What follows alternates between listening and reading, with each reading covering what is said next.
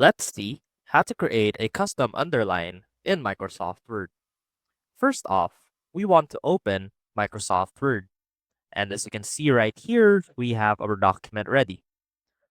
Now to add an underline to your document, first highlight the section that you want to underline. And from here, click Ctrl and U on your keyboard, or simply click on the underline icon right here.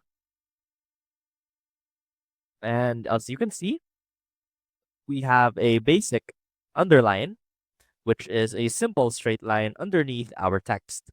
Now let's say that we want to edit that underline. So what you can do is click on the drop down list beside the letter U, and you can select from a variety of different underline options right here.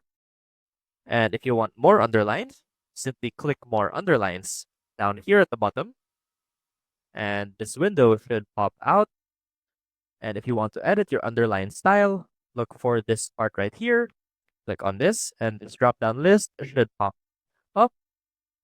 Now, let's say we want a double wavy underline, and we also want to change the underline color to red.